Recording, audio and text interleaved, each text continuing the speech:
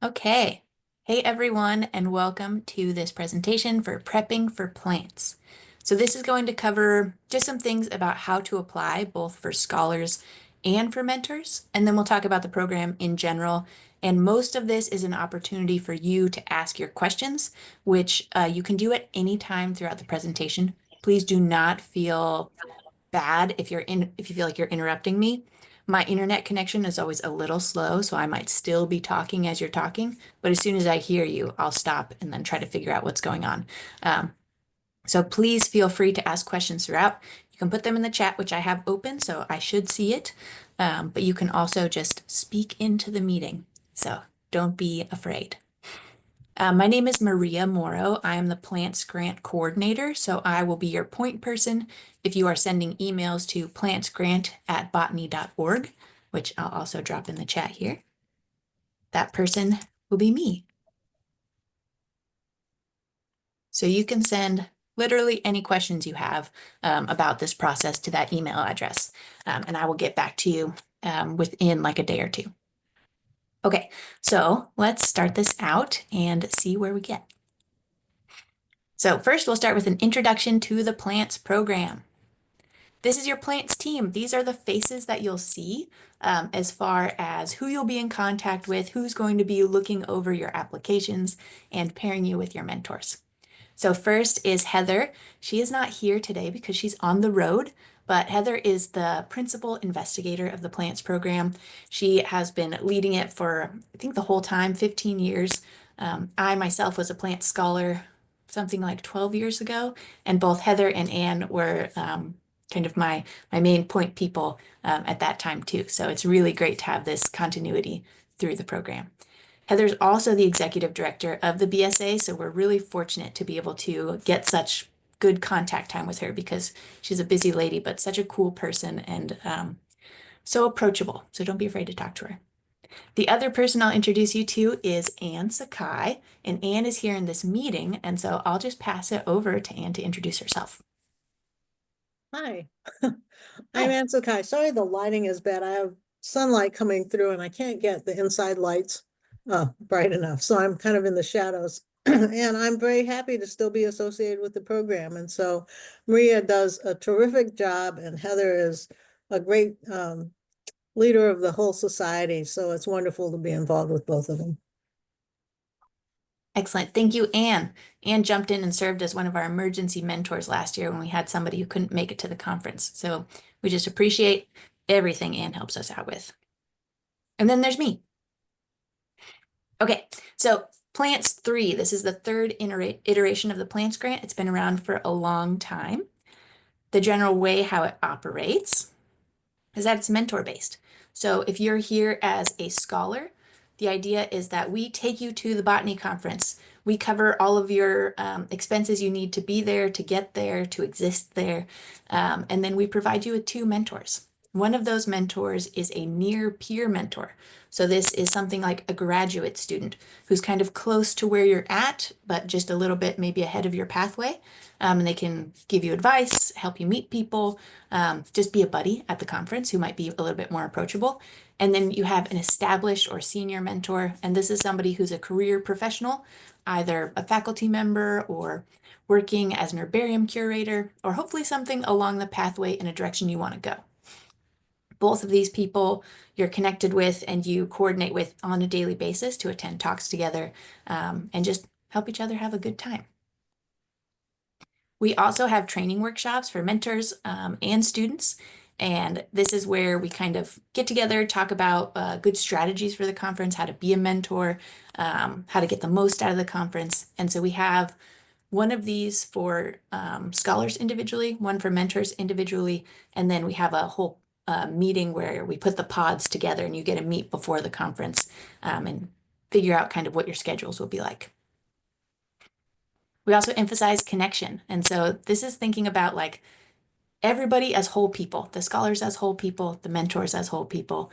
How do we participate in the botany conference as whole people and see others in the same way?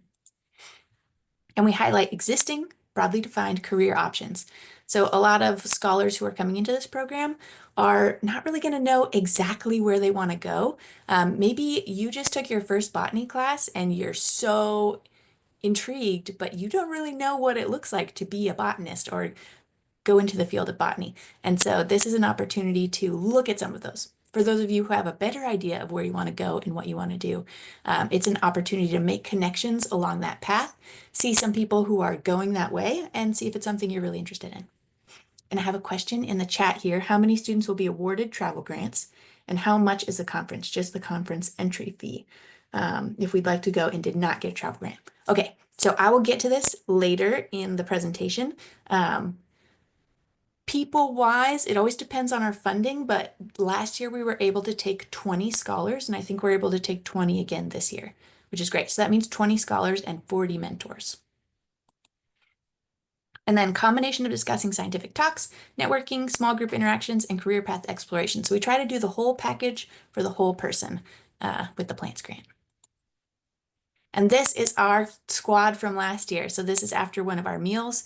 So here you have our scholars, most of our mentors. Sometimes they get pulled away by a speaking obligation or something like that. And then the BSA staff that are involved with the plants program. So it's a big crew of people.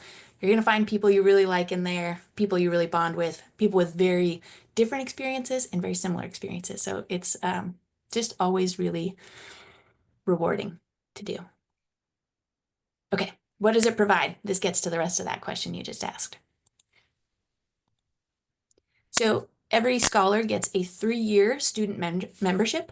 And so that lasts past the program. So you get to participate in those BSA events that are membership only, or get a membership discount, and then get kind of all the benefits of membership, which we also will tell you about at the conference. You get transportation to and from the conference. So this is coordinated by a travel agent if you are flying. So your airfare would be covered. Somebody would work out your schedule with you and purchase those tickets. And then we also cover your transportation to and from the airport. So if you have to take an Uber to get to the airport and then go from the airport to the hotel, all of that is covered by the grant. If you are close enough and want to drive yourself, what we have to do is look at the IRS rate for reimbursement for driving mileage, and I think it's something like 61 cents per mile, and then compare that to what the flight rate would be, because what we cover is technically the cheapest form of travel or the least expensive, which is usually flying unless you're really close, which is not a great environmental situation, but it's what our grant currently covers. So those are kind of our restrictions and what we're allowed to cover. So if you would like to drive yourself, get in touch with me, and then we can figure out what would be less expensive. We'll also connect you to the travel agent and they'll look up the flight costs for you. Ooh, and I see a question in the chat here. I'm on track to graduate in May this year. Am I too late for this? I'm pretty sure I won't be going into graduate school. Okay, you're not too late. We still accept anyone who's graduating this year. Every once in a while, we get somebody who like had to miss a year from COVID and then graduated early but missed some experiences. And so we can have a little bit of wiggle room there. But if you're graduating this year, that's great. Totally appropriate application. You're within our bounds. And then if you're not going to graduate school, that's also okay. This is not a grant that's strictly for people going into graduate school. There might be some other career-oriented option that you want to do. Maybe you want to do some kind of travel, some kind of volunteer experience. All of the options are possible. So yeah, that doesn't limit anybody's ability to apply. Okay, up to $100 toward an optional field trip. So we have started doing a plant-specific field trip at the conferences. This is not required for you to do, but it's kind of an encouraging way to get us all together and have kind of a bonding experience before the conference starts. We're going to try to have one for both our scholars and mentors this year, but again, totally optional.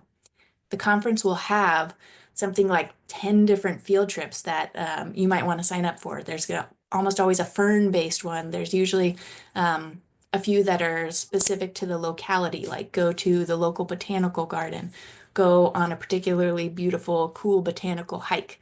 And so if you wanted to do one of those instead, you could sign up for that. But either way, up to $100 toward a field trip, and that is both for scholars and mentors. Are individuals who are looking to do a career change able to apply? Absolutely, yeah.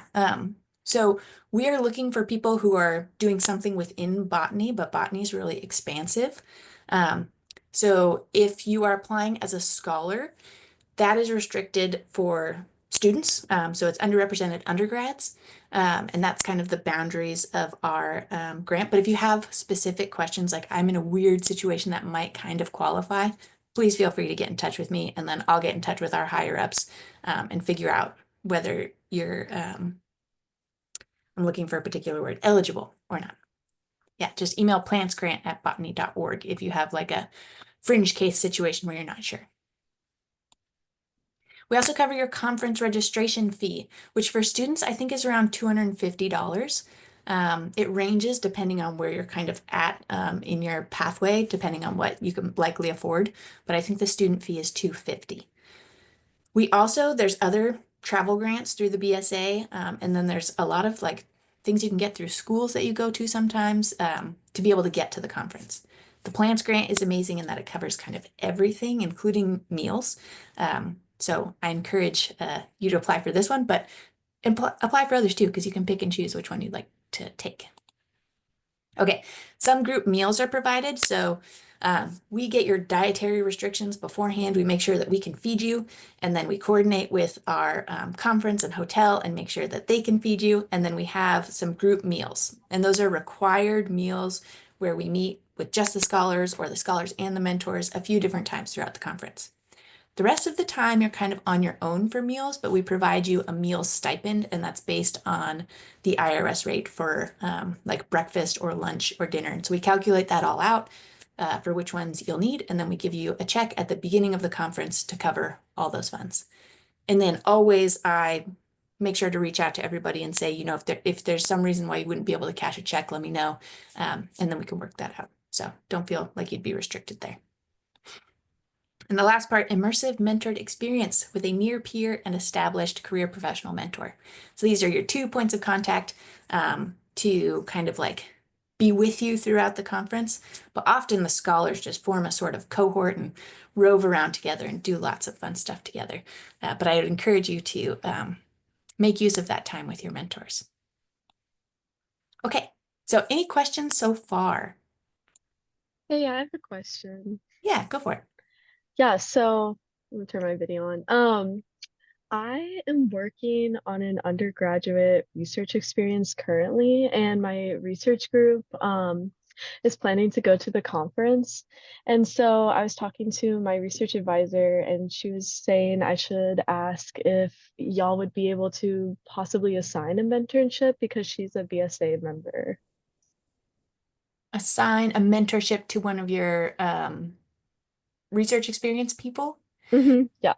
I don't know. So we have our mentors apply and then we select Mm-hmm. those mentors. And often we're trying to pair you with somebody who isn't already a mentor to you, right? So Mm-hmm. a lot of times we'll have somebody apply who their PI is also going to the conference. And Mm-hmm. we try to give you some other mentor so that you can get different mentorship experiences. Okay, So no, they that could, makes sense. yeah, and Hmm. they could definitely apply to be a mentor, Hmm. but we probably wouldn't pair you together. Okay, and so my follow-up question to that would be, would I still be able to possibly meet with my research group at the conference? Yeah. Okay. Mm-hmm. So after I answer the few questions that are coming up here, we'll look at the Mm-hmm. sample schedule and you'll see Mm-hmm. these are kind of our required, can't skip them times for our Mm-hmm. scholars. And then every other time other than that is open, right? Okay. Sometimes it's hard for people who come with a research group because then they just spend most of their time with their research group and they don't really make good use of the plants cohort. Mm-hmm. But it's if you can find a balance, a lot of people are able to do that and it's really Yeah, nice. yeah. Okay, thank you. That was helpful. Yeah. I had a question regarding the letter of support. It's only one person writing the letter, right? It's not multiple recommenders. Correct. You get just submit one letter of support and they are going to write it and email it to me. And I'm going to go over the letter of support specifically Mm, just to give some tips for. I, yeah, I have one other follow-up question regarding the letter of support. So I've had two mentors, two PIs that I've worked with. One is a member of BSA and one is not. Would it make a difference which person I ask for a letter of support from? I would say it would not. Okay. And you can also have them co-write it. Sometimes if we have people who are like co-PIs on a project who are co-mentoring someone, they will co-write a letter of support. Completely separate PIs. Okay. So yeah, that just one PI, the one who's not in BSA, knows me better. Yeah, I would say the person who knows you better would be the one to go for, because that's really the information we're getting from those letters of support is like, Mhm. who is this person and how will the plants grant benefit them? Okay, thank you so much. Mhm. And then I see what is the letter of support. We will definitely get there. It's basically a letter of recommendation, but there's some specific stuff to it. And then June 15th to 19th, 2024. So this is an example from last year. So this is last year's schedule. We'll have a schedule for this year, which will be July 26th through the 30th. And then if you're a plant scholar, you're going to probably come in on the 25th at night and leave on the 31st in the morning. So you'll definitely leave on the 31st, but you might come in on the 25th or the 26th of July. So I'll just put that in the chat too. July 25th or 26th through the 31st, 2025. And it's going to be in Palm Springs, California. Gonna be hot probably. Okay, so any more questions before I move on to the sample schedule?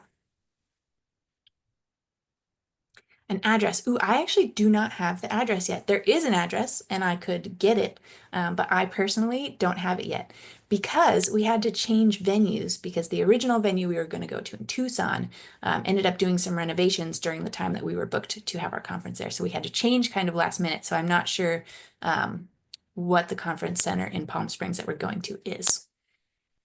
I realized I had one more question. Sure, Um, I know this is probably a question you don't know the answer to yet. sure. Regarding the current administration and executive orders, is there any worries about this grant as I know it's funded through the NSF? Yeah, so we do have a lot of mystery around that, right? So we got our executive order that the government is not going to fund any DEI initiatives, right? The Plants Grant has been around for a long time. So this is our 15th or 16th year. And there is a lot of unknowns, right? We are not sure how we're going to continue into the future. I'm not sure if it'll affect our funding for this year. Mhm. Either way, the BSA is pretty sure that we can continue this grant in some capacity. We might just have to take fewer scholars. Okay, Yeah. okay, that was But my yeah, question. we're very upset and worried, but Yeah, we're gonna yeah, make it work. everyone, as someone applying to grad school right now, I also had that same worries about that as well. Totally makes sense. We'll be in Okay, it together. thank you. Okay, so here we have a sample schedule. So this is a schedule from last year. The green events are plant scholars, and I'm sorry if anyone is colorblind. Some of these might look similar. I do have a colorblind specific version, but it's kind of less nice to look at. But I can send it to you. So you can send me an email, plantsgrant@botany.org, and I'll send it to you. Okay, so plant scholars. The green events are required just for plant scholars. The yellow events are required for scholars and mentors. So everything that is green and yellow on this schedule would be things that you would be required to attend. Now, the yellow morning ones at 7 a.m., that is not a set time. You don't have to wake up at 7 and meet people. This is just a time, sometime during the day that you and your mentor pod will decide on, that you'll meet together and make some plans for either the next day or the current day, right? If you're meeting in the morning, you can plan for the current day, or you can meet in the evening and plan for the next day. But it's just a daily check-in that we schedule in somewhere. We put it here at 7 a.m. because that's before any of the talks happen, but almost no one actually does this 7 a.m. meetup time. We typically have a space at the conference venue or at the hotel that's reserved for plants people to come in and meet and have that space, but you can meet anywhere, doesn't even have to be inside the conference. So typically you're going to have at least one meal a day. Often it's going to be lunch, and then There'll be a lot of optional things that you can do. And we'll put more things into this year's schedule as soon as we find out when those are occurring. So there's a lot of affinity groups that meet, and hopefully we'll have in our scholar orientation some people from those affinity groups. And these would be things like LGBTQ+, like veterans, any kind of like subgroup of people that might be interested in like, we're having a different experience and we'd like to meet other people within this field who might have a similar experience to that, right? That you might like meet up with and just share your either your woes or your highs, your lows, you know, all that stuff. Like there's one for people with disabilities, and it's like a super positive environment. So I just would highly encourage attending an affinity group if you feel like it. So we'll try to put those into the schedule, and also have you meet some of the people who run those affinity groups so you can have kind of a soft, nice entry point. Okay, any questions about the sample schedule? And this is something for if you are attending a field trip, you would fly in on Friday or drive in on Friday. And then our field trips are in the morning. They typically last all day. We have dinner afterward with just the scholars. We meet, we give you your meal checks, get you all settled for the conference. And then if you were not going to attend a field trip, maybe you have time constraints or just don't want to, then you could arrive on Saturday and just meet us for dinner. But everybody will fly out on Thursday at some point. Okay, so let's look at how to apply. This is the breakdown of your application, what's required. There's an online application form, which the next few slides will show you how to access. Your personal statement of interest and goals. And this has so many questions and a very short word count. So you can kind of combine those, just kind of give us the essence of what's going on there. Your unofficial transcripts, so you don't have to wait for official transcripts to show up. One letter of support, and this has specific questions that the letter writer is asked to address.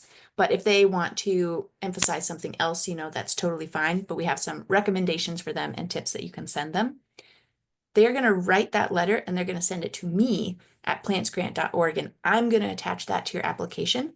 So there'll be a spot on your application for attaching a letter of support, but that's not your job. So don't worry about it. That's my job. And the deadline is March 1st, and that's for both scholars and mentors to apply. Okay, so the best place to start is at our website. So this is the URL for our website. You can also just Google Plants Grant BSA. Two potential links might show up because we have our old homepage and our new homepage, and we just have both. But if you don't see this, go to the other link that comes up. This is the one that you want with the big Botany and Beyond Plants 3 at the top. Okay, so when you go to the website, this is the first page that you'll see. It gives you some information about the Plants Grant, and then here on the side is a little menu. So you can click on any of these to go to different pages, or you can click on this main banner to get back to this first page. But all of the pages will have, the same menu on the side for you to navigate. So if you're a scholar and you want to apply, then you can click Learn More about how to apply here. But it will take you to this Become a Plant Scholar page. On that page, you will see all the information that you need to apply. That same sample schedule that I just showed you is here. We also have this webinar will be linked to the recording to it here, so you can watch it again if you need to. You just love watching me talk so much. And then we have the link to the online application. Before you go to the online application, you will need a BSA login. That does not mean you need to be a member. You just need to create a login. So you're going to scroll down on this same page. So you see this heading, the online form. You're going to scroll down. And we have more stuff, right? We've got how to do the online form. And there's this link, create one here. You're going to click on that, and it's going to take you to a page where you're going to create your link. So we'll come back to this page, but I just wanted to show you that also on this page is where your personal statement requirements are. You'll also see those in the application, but if you want to start thinking about it before opening that application, these are the many questions we ask you to address in your personal statement. Okay, so click on that link. It's going to take you to a page like this. You're going to create your login. At the bottom, there's a math test, but it's not complicated if you don't let your brain get too worried about math, right? It's just trying to make sure that you're a human and not an AI. So it's written out in a way that maybe an AI couldn't read potentially, or a bot, right? I'm sure modern AI probably can, but you're then just going to write the answer to that. If you have any problems with that, you just let me know. Don't get freaked out by the math problem. So once you have your login, then you can do the application. So you'll go back and click on that Apply Here button. Your login, if you saved it on your computer, will automatically just populate up here. But if not, then you put in your username and your password. And then you'll see you have your application date closing March 1st, right? You want to make sure you get everything in by March 1st. And then you click this button, create a new plants grant application. Okay, and so that will take you to just a list of questions that you're going to start filling out, some basic information about yourself, where you go to school, where you're at in your education, whether you're doing research with an advisor, all those questions that will help us kind of get to know you. And if you are going to be a plant scholar, figure out who to pair you with for a mentor. Okay, so just a little review. You've got your online application form that you need to make a registration for first. You're going to have a personal statement that's 500 words max, talking about yourself, your interests, your goals, just helping us get to know you and why this would be an important experience for you. Your unofficial transcripts, and then your letter of support. And so letters of support, there's information for your letter writer, right? So on this same page, Becoming a Plant Scholar, there was information about what's going to be in your personal statement. If you keep scrolling down, it talks about your letter of support. I would recommend that you send a link to this page to your letter writer and copy and paste the directions for the letter writer into your email when you ask for that letter of support, because all of this is super useful for that letter writer to have, right? You want them to be advocating for you in such a way that is useful for us, right? Because we want to figure out, like, how is this conference and this experience of mentorship going to benefit this specific person? Why this person over these other people, right? We want to take everybody, but we're going to have to sort through and figure out, okay, who is applying that like really needs this, right? And so that's kind of what your letter writers are trying to tell us. Why is this a really important experience for you? And I heard somebody go off mute. So if you have a question, just let me know. Okay, so there's some directions in here and some questions for them to answer. It really helps us if they're going to write those. For the person you select to be your letter writer, this should be somebody who knows you well, which is sometimes difficult when it's like somebody who knows you well, but is also like a faculty member or an advisor. And you're like, wow, I just haven't developed those long-standing relationships with these people. So I'm going to have my friend or my like relative write it. Not a great idea. You want your letter writer to be somebody who is familiar with your academics and can speak to your kind of interest in the field of botany. This could also be somebody who has served kind of, oh, I'm going to put this person on mute, who has served in a mentorship type role for you before. So it doesn't have to be somebody who's like your advisor on campus or one of your faculty members, but it could be somebody who's like, you know, your mentor or supervisor at a job who's known you for a long time, or maybe you have done some type of community service, whether paid or unpaid, for a long time through some particular person. Maybe you've been volunteering for this school garden for 5 years or something, and the kind of manager of that knows you really well and your interest in botany, right? So you want it to be somebody who's familiar with you in that way, not somebody who's familiar with you in like a more biased way because they are your friend or your family. So we're looking for kind of a professional reference in that capacity. And if you have specific questions on that, you can email me and we can go through your particular situation and address like who's probably the best candidate for that. But you want it to be somebody who knows you well. Okay, so that's the end of the scholar application information. I'm going to do a little bit for how mentors apply, and then we can go to questions. Okay, so if you would like to be a mentor, this could be if you're a graduate student, if you're a professional in the field, if you're working with some kind of nonprofit, you're doing something that somebody could do along a botany pathway. We are interested in you as a mentor. We're looking for people who have some experience mentoring and have experience going to the botany conference. So if this is going to be your first time attending the botany conference, you're probably not going to be toward the top of that list because we're really looking for people who can guide our students through the conference experience, which is kind of different and weird. So that's kind of one of our bigger things that we're looking for. And then people with experience mentoring and people with experience interacting with different types of people. So you will go to our same webpage and you'll go on the Become a Plants Mentor. You can read through the expectations. We've got some resources, and then at the very bottom, there's a link for applying.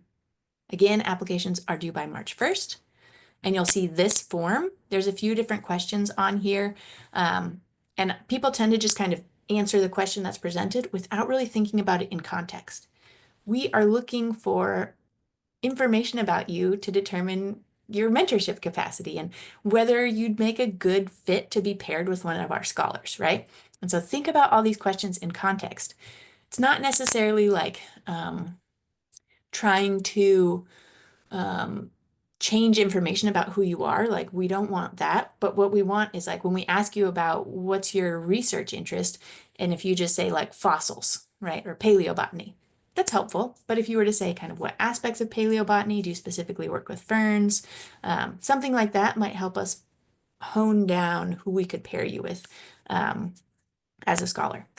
So we also have a new question about introverts and extroverts because we found that we were pairing a bunch of introverts together, and then it was hard to have somebody who was kind of like starting the conversation, getting things moving. And so we will not hold it against you if you're an introvert or an extrovert, but we're kind of just trying to get at, like, can we have at least one extrovert per group who can sort of help move things along? So there is a question about that. It's not going to go against you. It's just to help us with pairings. Okay, so the other thing about mentors, for the near peer mentors, we cover your conference registration fee and your hotel. So that is new. We've been able to do that with a little bit of increased funding. For the established mentors, and this goes for everybody, we cover $100 towards a field trip, but that's the only thing that we have funding for currently for our more established mentors. Often established mentors work in some capacity where they can get funding through their institution to attend the botany conference, and that's part of why it's not the bigger part of our grant. But we've found kind of throughout the years that that sort of limits who is applying to be an established mentor. So if you would like to apply to be an established mentor, but the financing is going to be limiting for you, contact me at plantsgrant@botany.org because we might be able to get some funding to support that. Okay. Any questions about all that information that I just gave you? And I'm going to stop sharing my screen so we can just see each other and talk.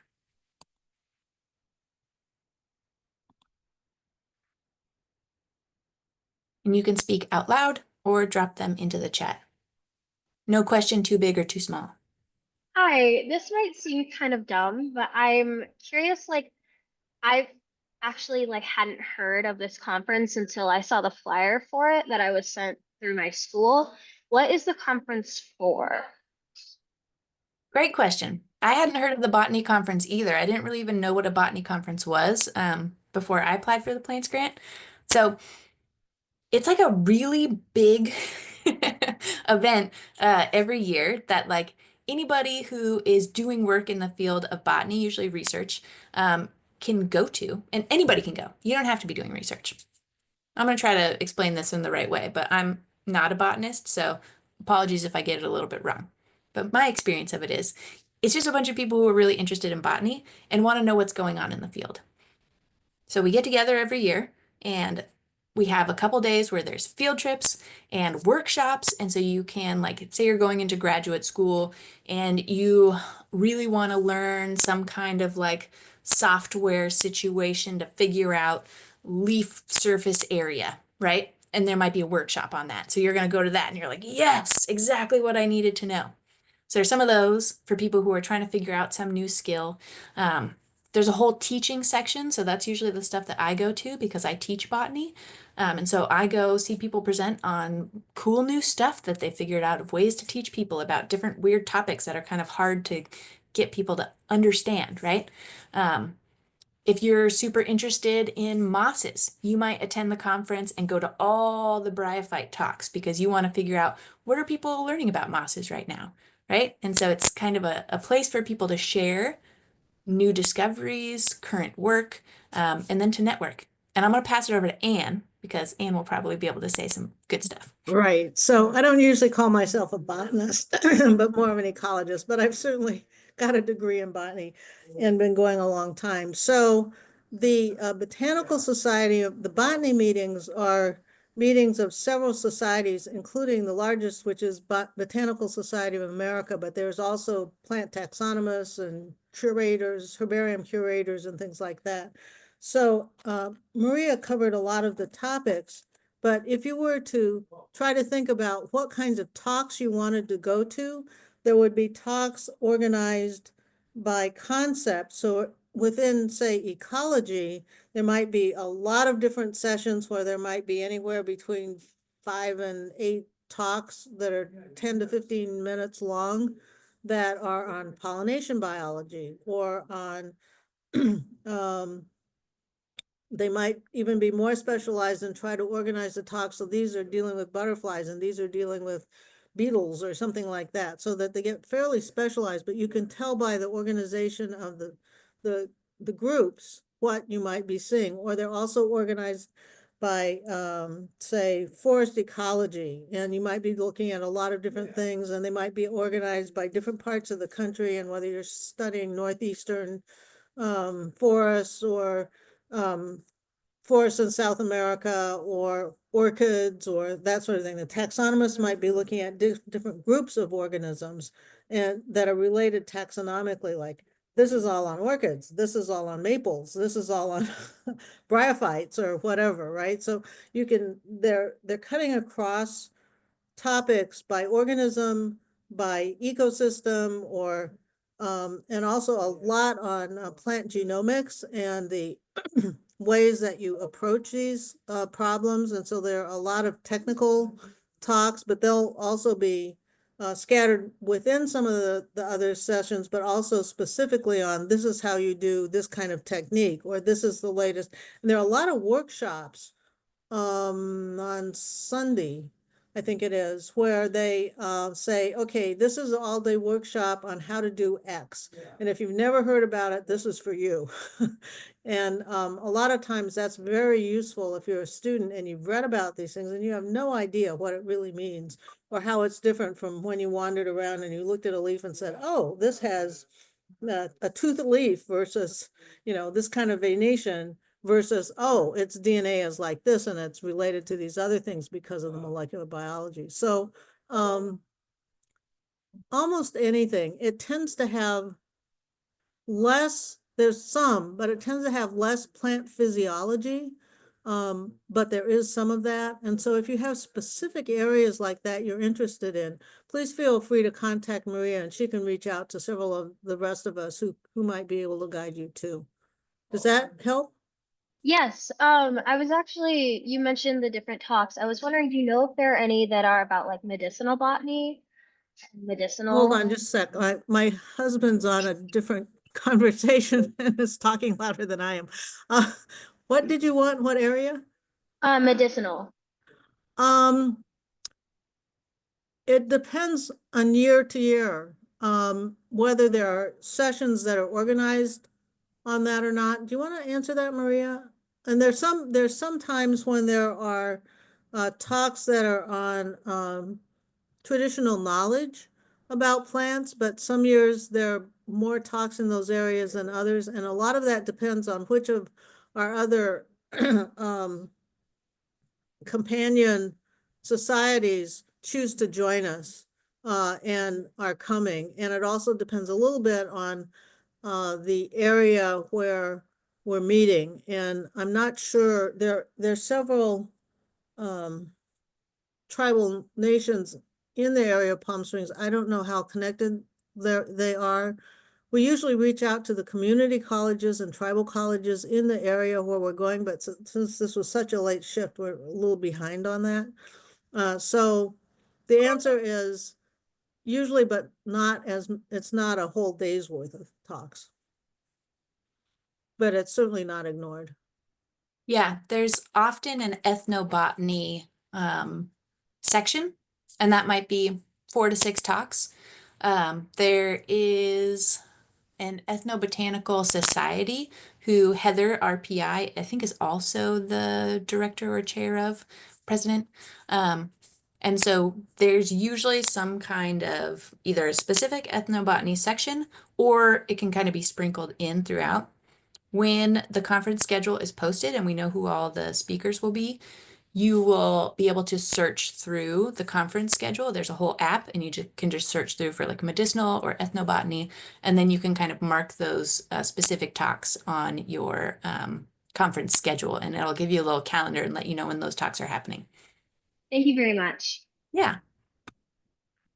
We're getting lots of great questions in the chat, so I'm like jumping around in there. But feel free to speak out into the main room too, and then I'll be trying to address these in the chat.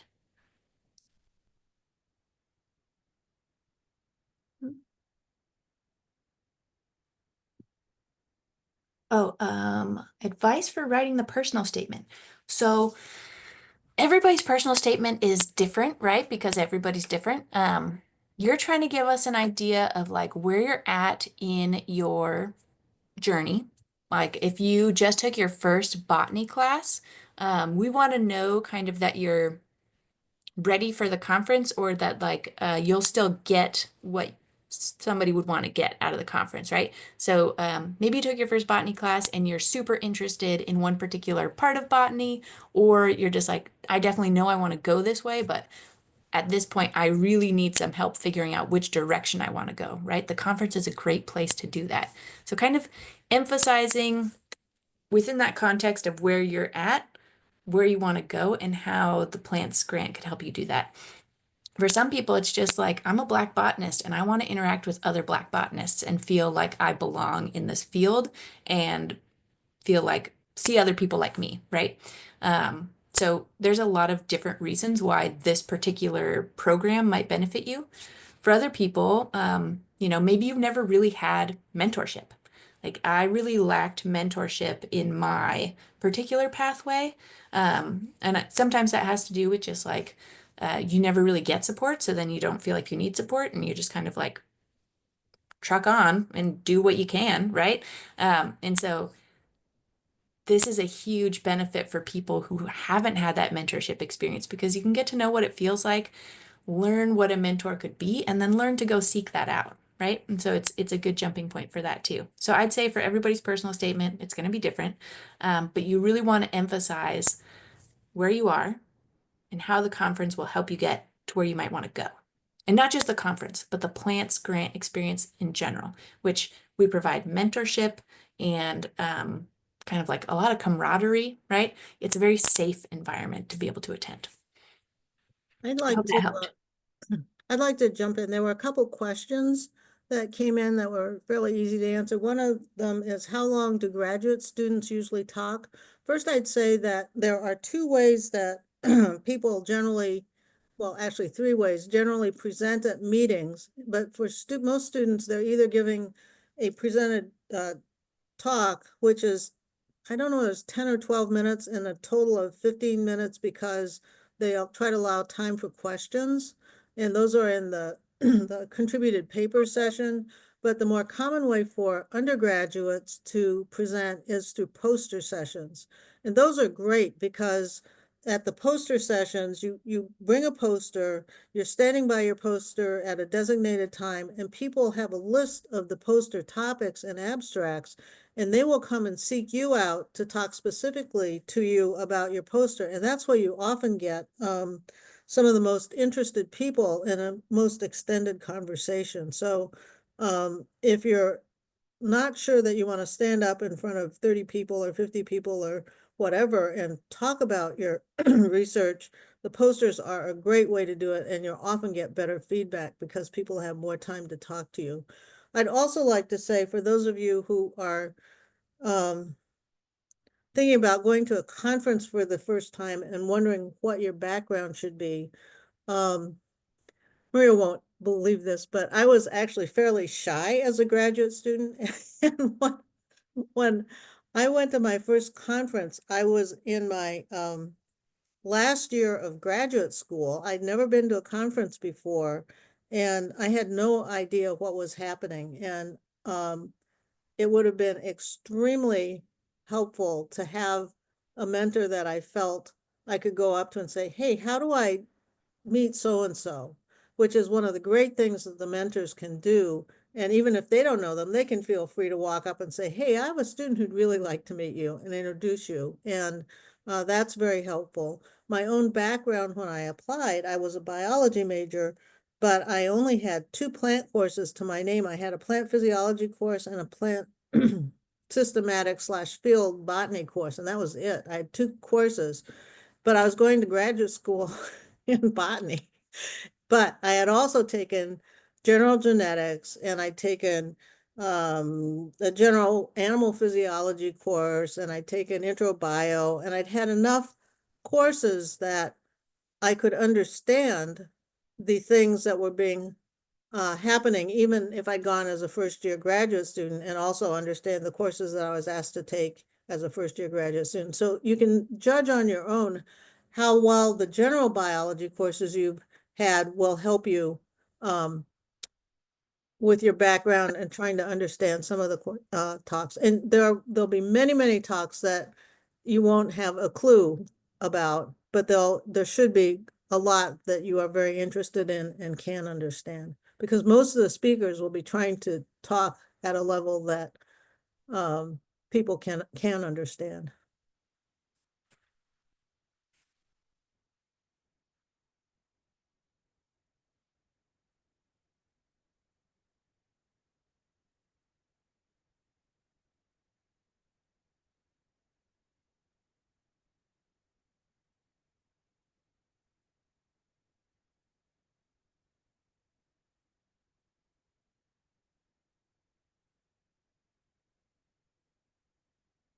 So there's a question here about, is plant genetics typically a well-represented field?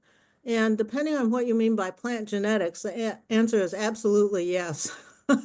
So there's more and more at the molecular level and genomics level, whether you're talking about the relationships among plants, or whether you're talking about ecological relationships and who ate whom, and looking at that level. If you're talking about plant breeding systems, there's also a lot, because there's stuff on plant polyploidy and the relationships of plants, or whether they can breed with each other, or the sex expression of plants, and whether the genetics affects that, or how, whether it's cytoplasmic or nucleocytoplasmic or nuclear or whatever. And so the answer there is yes.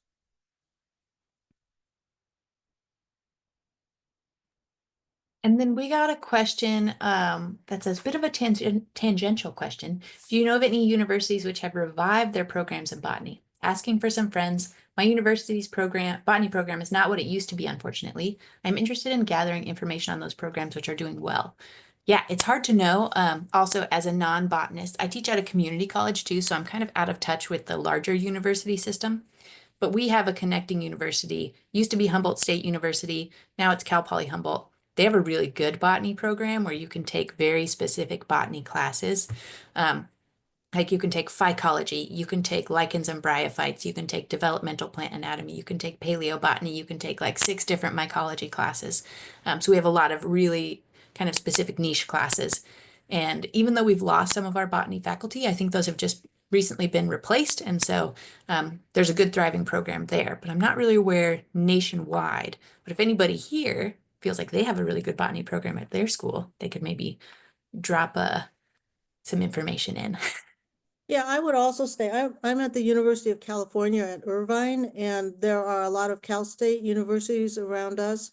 And they offer a lot of master's programs where they're specifically oriented to training people who want to go out and work in the environmental industry and consulting and doing assessments on whether having to identify plants because they need to know whether there are any endangered species there, if somebody wants to develop it and things like that. So they're, again, as Maria said, very organized with strictly botanical courses that are very useful for those kinds of programs. And for example, at UC Irvine, there's a master's program in conservation biology where they have specific courses where they can learn the taxonomy of different organisms. And so you might want to look at different kinds of institutions to get that kind of training too.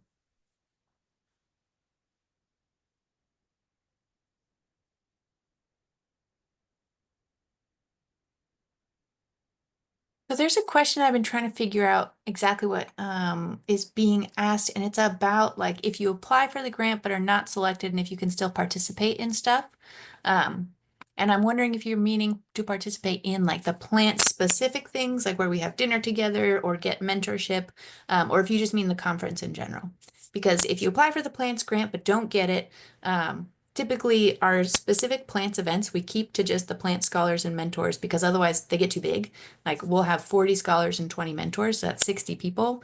And we have a hard enough time getting all those people to be able to talk to and meet each other. And so if we throw other people in there, it's just chaos. And we have specific funding for those meals to feed that specific number of people. But we're also all out and about at the plants, or not at the plants conference, at the botany conference, right? Which is for everybody. So anyone can attend the botany conference, even if you don't get a grant to go, you can still go. You can still attend talks. That's all included in your registration. There's workshops that are separate and paid. Some workshops are free. Some field trips are only like $10. So you can still do a lot of those parts of the botany conference with just the registration, especially if you live kind of near Palm Springs and don't have like a like if you could commute back and forth every day, that would be amazing. But yeah, we try to keep those specific plants events, like the ones that were on that sample schedule, just to people who get the plants grant. Sometimes we'll have like a kind of casual meetup of the plants people who are going to go out, and we have a Discord page for the plant scholars.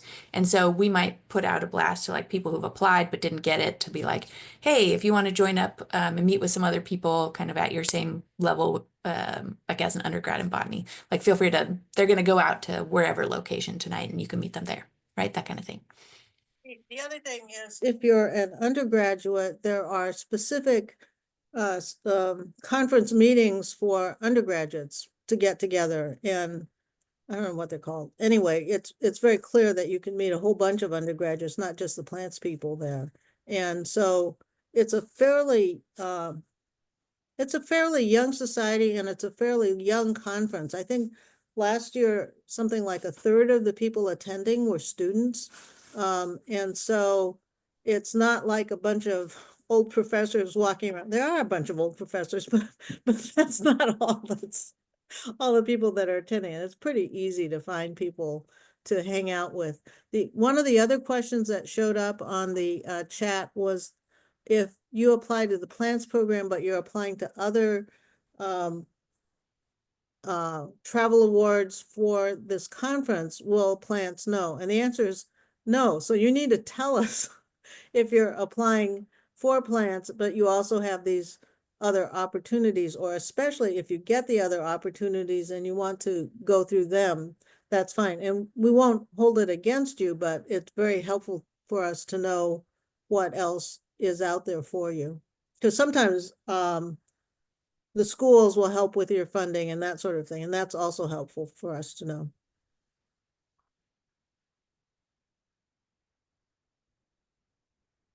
I would also say the botany conference is super friendly and very casual. So there's like most people are just going to be wearing, especially because it'll be in Palm Springs, so it'll be like, t-shirt and shorts, and maybe if you're giving a talk, you're going to dress like professionally, right? But most people at the conference are just going to be dressed like normal people, maybe wearing more plant and fungal stuff than might be seen out in the wild. But it's a very casual, very friendly conference. A lot of tattooed folks at the conference, myself included. So it feels very normal to be there as somebody who's not typically attending professional events, right? I'm not very mannered for professional stuff. So I feel pretty at ease there. The first time we ran this program, we forgot to tell the plants people what to wear. And of course, none of them had been to the conference before, and several people showed up bringing their suits.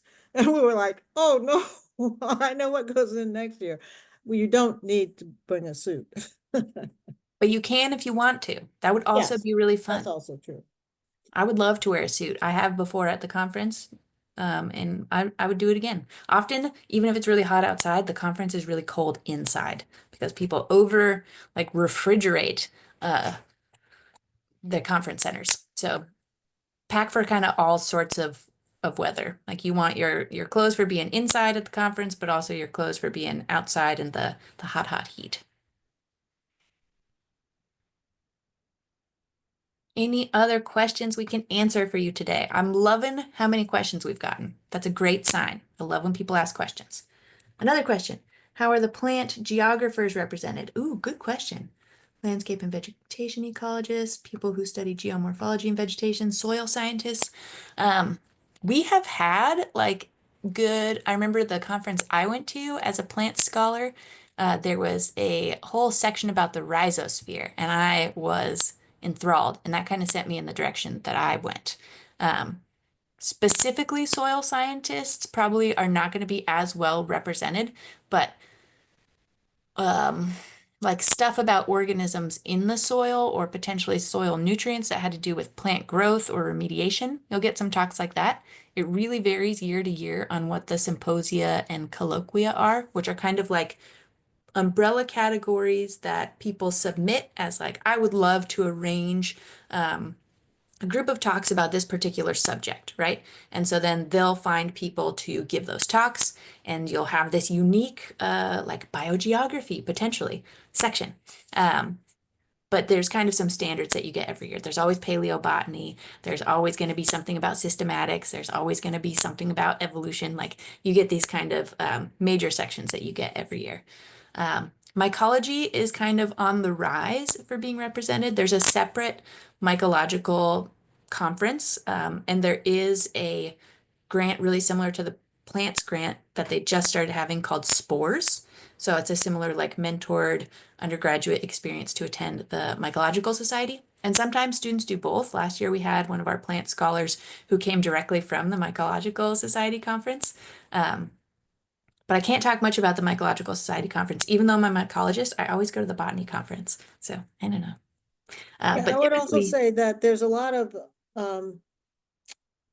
there are a lot of people, well, I don't know about now, who are used to working in other countries, whether it's South America. There used to be more working in China. There used to be some in Africa, and so you'll get people from there talking. And the societies also sponsor professional scientists coming from the countries in Africa and South America and help them with travel grants. And so there will be some not many, but several talks on with biogeographical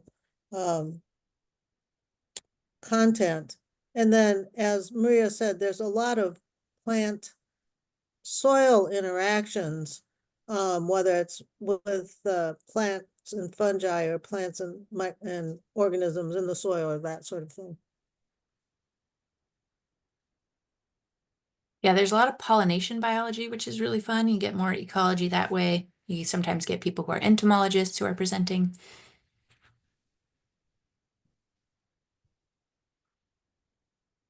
Yeah, I think it's fascinating. Even if there's not like your specific niche blip that you really want to know about, I think one of the best parts is going to stuff that's kind of adjacent.